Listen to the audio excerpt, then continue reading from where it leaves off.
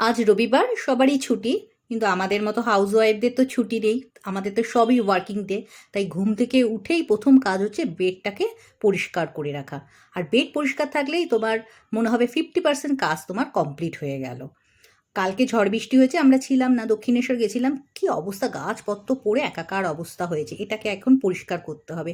অনেকটা সময়ই লাগবে, কেননা সব টবগুলো তুলবো, জল ঢেলে ভালো করে পরিষ্কার করতে হবে। তো পরিষ্কার হয়ে গেছে। কালকে আবার যখন এসছি দেখছি লোডশেডিং, সেই জন্য রাত্রিবেলা বাসনও মাজতে পারিনি। রান্নাঘরে রান্না করবো অথচ অপরিষ্কার থাকবে, রান্না করতে ইচ্ছা করবে না, তাই আগে পরিষ্কার করে নিলাম।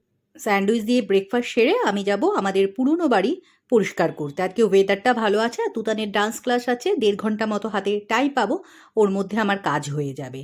আমি যখন আসি তখন আমি ঝাড় দিয়ে মুছে যাই, কিন্তু ডিপ ক্লিন হয় না। আজকে যেমন ডিপ ক্লিন করব, যেমন দরজা, জানলা, গ্রিল, ফার্নিচার সমস্ত কিছু মুছে পরিষ্কার করব।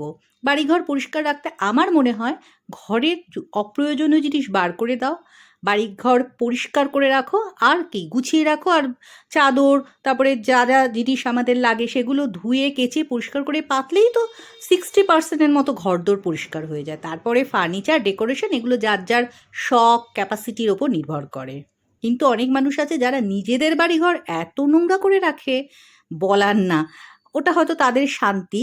আমার তো মনে হয় মা লক্ষ্মী বোধহয় নোংরাতেও অনেক খুশি হয়, তারা সেটাই ভাবে।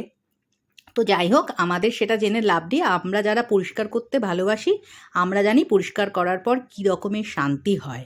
তো এই ঘরটার কি দশা দেখেছিলে। এখন পুরো পরিষ্কার করলাম, মনে শান্তি লাগলে দেখবে ক্লান্তিও মনে হয় আসে না।